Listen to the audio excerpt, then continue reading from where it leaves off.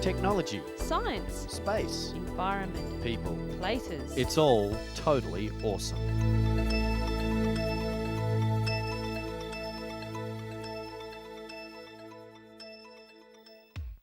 Welcome once again to Totally Awesome.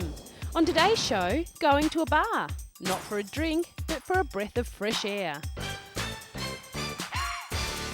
Keep your ears open because we'll be hearing all about artificial skin.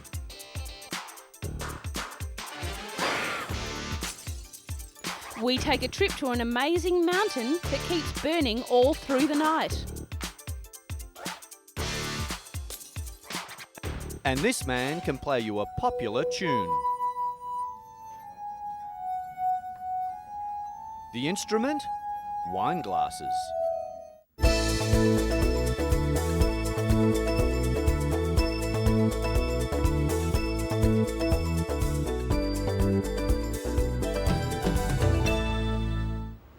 This is St Luke's Hospital in the north of England.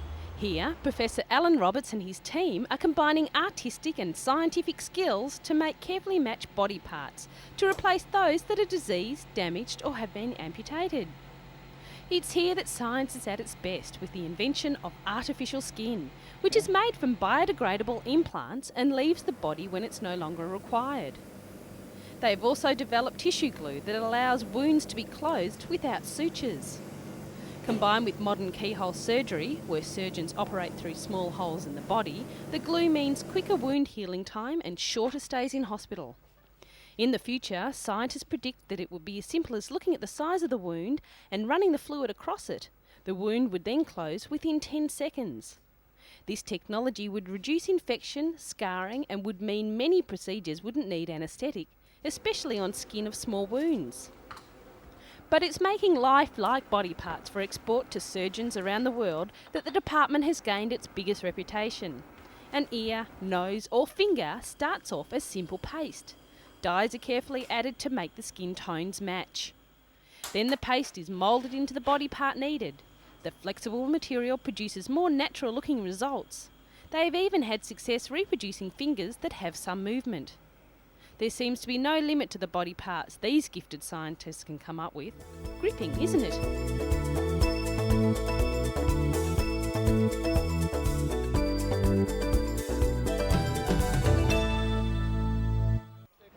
They may look like ordinary bags, but these refrigerated cases contain human tissue.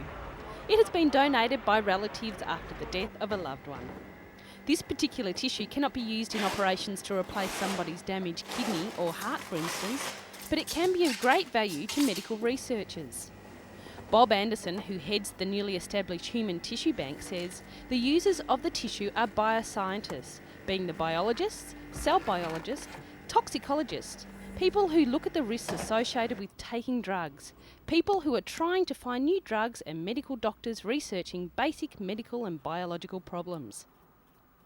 One problem is finding out how new drugs will affect us. By studying a drug's action on human liver enzymes, its effect on humans can be accurately predicted. But the donation of this human tissue is full of ethical dilemmas. That means that people feel that using human tissue is not the right thing to do. Previously, testing was done on animals to find out the cause and effect of drugs. It is thought that using the skin donations will reduce the need for this, while giving scientists the information needed before trying the drugs on live humans. Dr. Anderson hopes to encourage more people to think of donating their organs after death for medical research. It's a situation that everyone has to decide for themselves.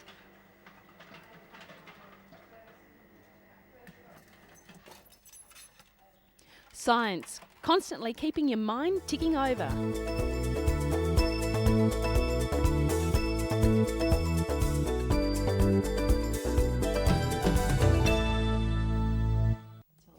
This is 12-year-old Kristen Nugent. She suffers from epidermolysis bullosa, an extremely rare and painful genetic disease that means her skin is so delicate it blisters and tears at the smallest touch.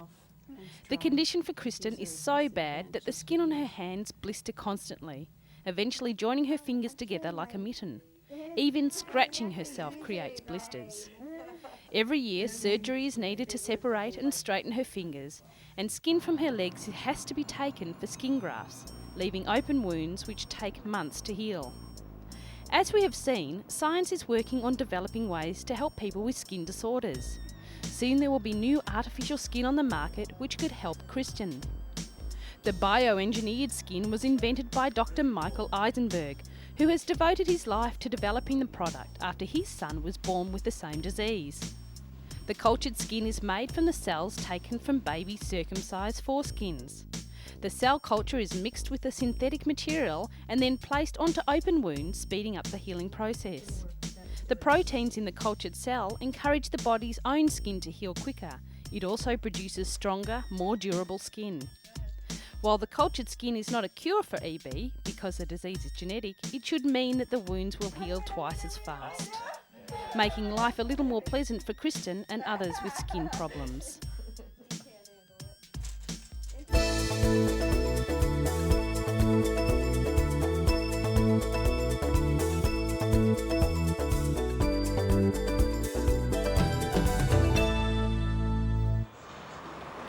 What's in a name?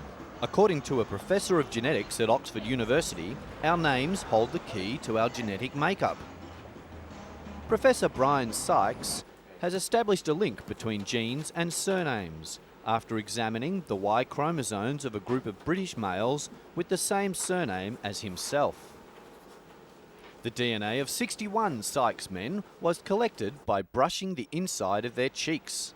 The brush tips were returned and the cells clinging to the bristles were examined. Professor Sykes found the genetic fingerprint of just over half the Y chromosomes of every Sykes male was identical. Chromosomes are the structure in each and every one of us that carries our genes. Genes contain all the information that is needed to make us who we are. They are passed on from our parents and ancestors. The X and Y chromosomes are the information needed to make us a boy or a girl. We get this information from our mother and father.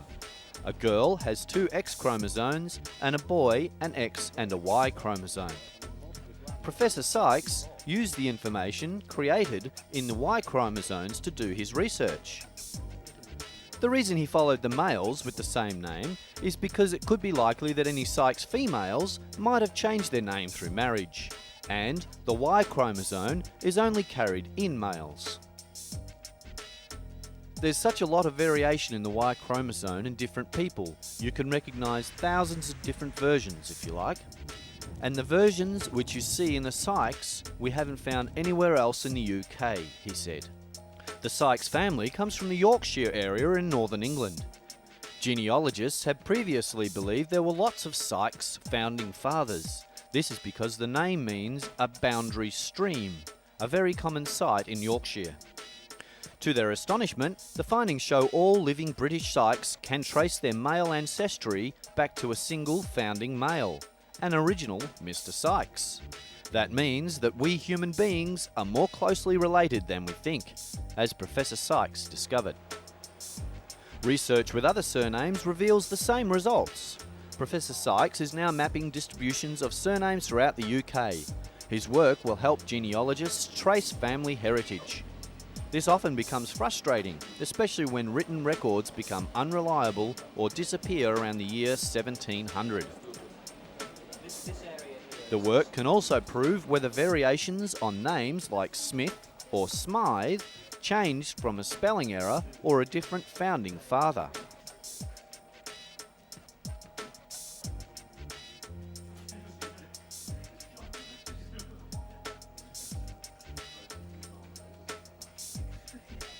Britain's Viking heritage is celebrated each year in York. With further research, Professor Sykes believes he will be able to distinguish a Viking Y chromosome from a Celtic one, giving historians a much clearer picture on how the country was originally invaded and populated, and what happened to the original Britons. Another spin-off is the newly established website, oxfordancestors.com, where genealogists tracing family trees branching to England can access a surname and have their own cheek cell DNA test done by post. So the next time you meet someone with the same last name, have a chat. They could be a relative from long ago.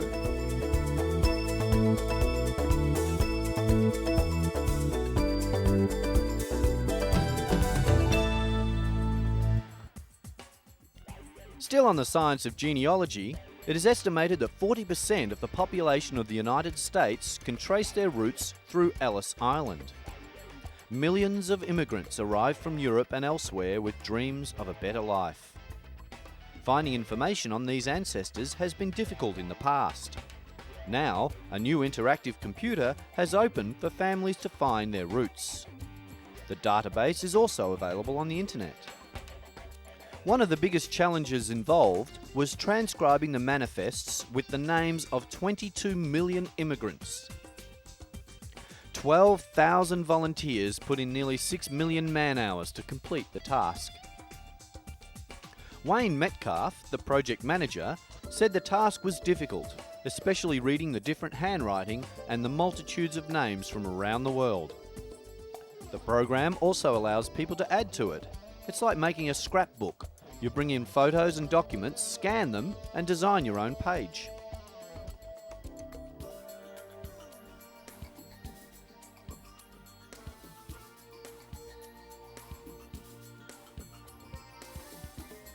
Felicita Gabaccio experienced Ellis Island firsthand when she emigrated from Italy with her family when she was 6 years old.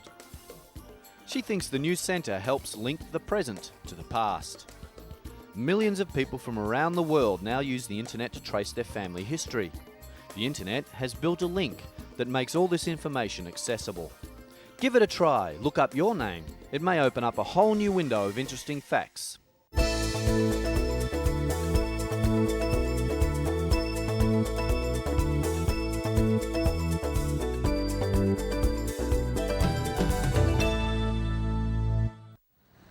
If there's someone close to you that's had heart trouble, you know that they're often under a lot of stress over fears that they may experience new problems once they get out of hospital or while moving about.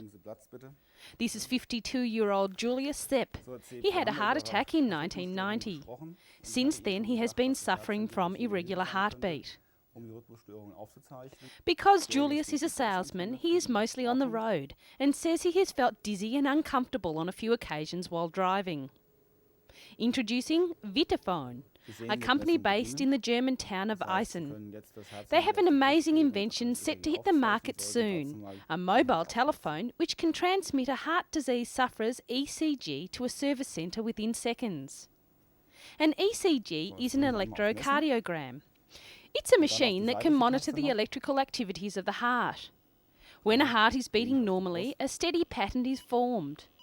When there's a problem, the ECG shows an erratic pattern. From there, medical staff will be able to diagnose the patient's condition and immediately evaluate the data sent by the phone. If necessary, the medical staff can then arrange for help. One button on the phone automatically dials the service centre 24-hour number, while another records the patient's ECG. 4 electrodes on the back of the phone read the patient's heartbeat as he puts the mobile phone to his chest.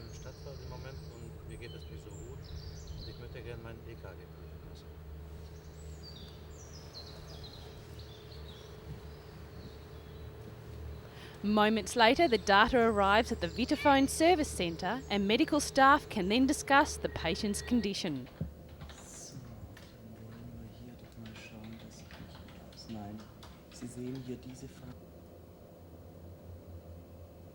The heart telephone is also equipped with a global positioning system, or GPS, which allows the phone's user to be located in a case of emergency by sending out a constant beacon.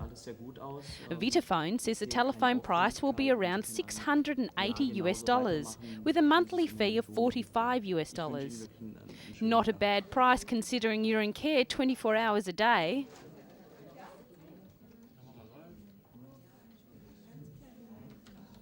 Julius says it's a relief knowing that he can just call up and have his heart checked, without the fear of getting sick and having no one around to help.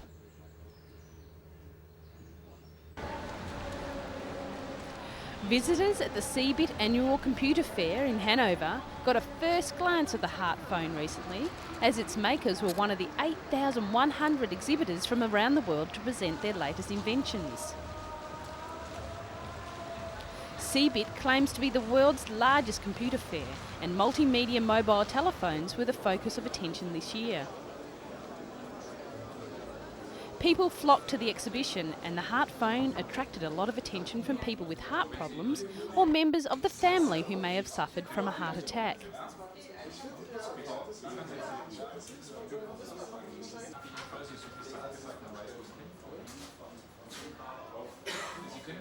Markets like this one enable companies to display their inventions and give the consumer a better idea of what's becoming available. The Heart phone certainly got the thumbs up on all accounts.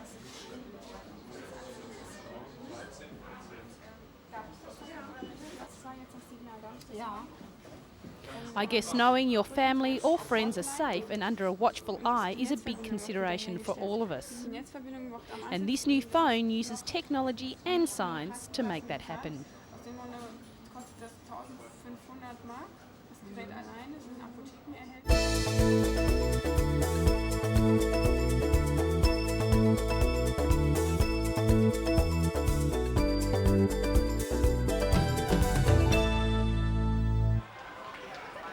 Feeling like a breath of fresh air?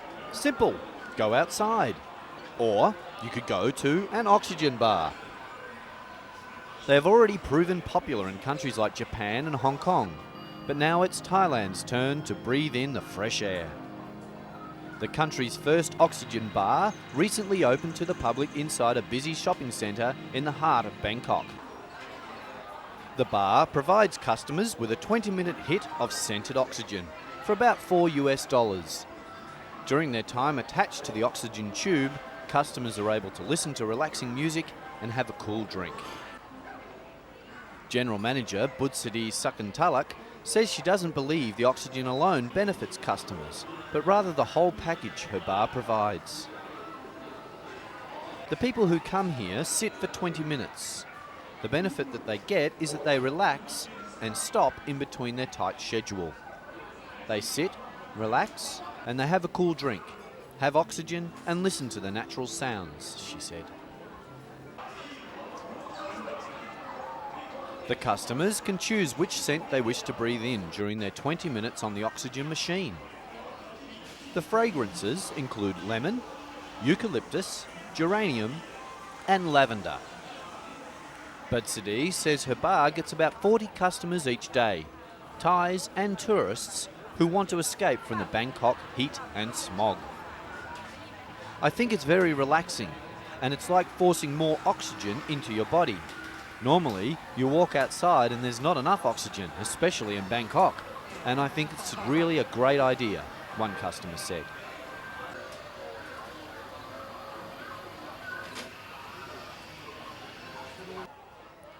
Pollution levels remain high in Bangkok. A recent study found emissions of nitrous oxide and other nitrogen oxide gases from cars in the capital was estimated to be 527 tonnes per day, with the amount of carbon dioxide produced by Thai vehicles accounting for 20 to 30% of the total carbon dioxide emissions. If something is not done to improve this, the oxygen bars may become a necessity, not just a fad.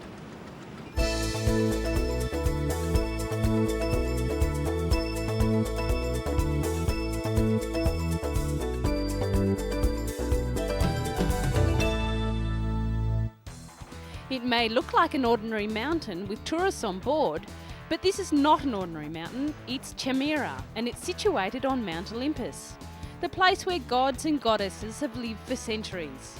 The story of this place has been entrenched in Greek mythology for millions of years. What makes this plateau full of mystery is the fact that it's on fire, constantly, and without visible fuel to keep it alight. There is, however, a scientific explanation.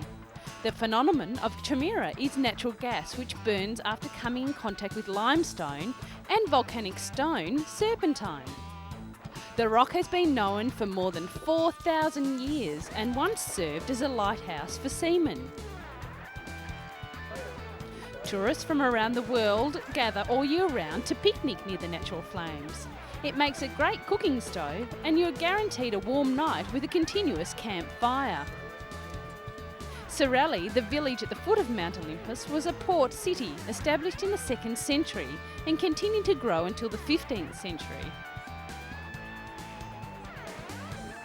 Now people are attracted by the wonder that makes the flame rise out of rocks. Now even I'd like to see that.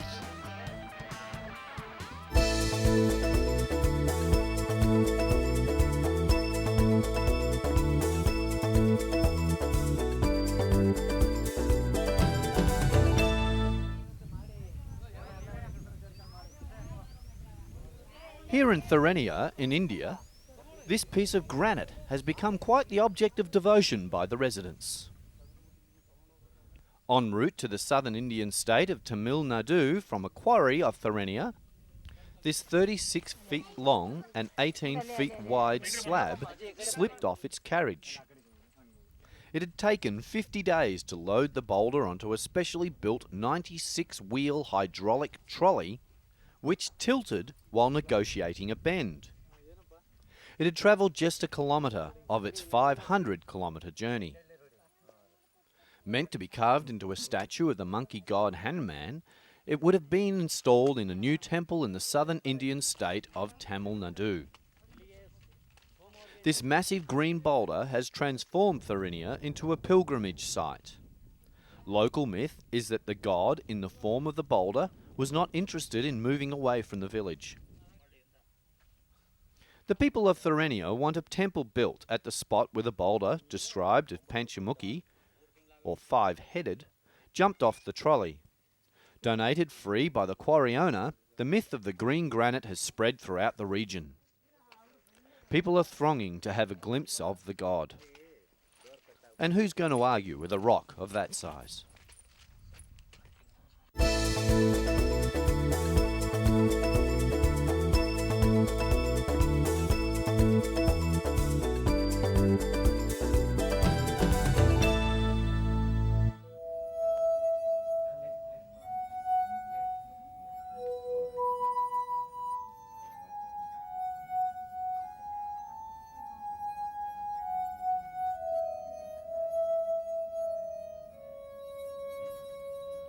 Playing music on drinking glasses may have been something your granddad did after dinner, but 40-year-old Werthong Thawaskat believes he's the first man ever to play glass music in Thailand. Some musical history suggests that Irishman Richard Pockrich was making music this way as early as 1492. But Werthong believes he's the first man ever to play glass music in Thailand and perhaps all of Asia, some 500 years later.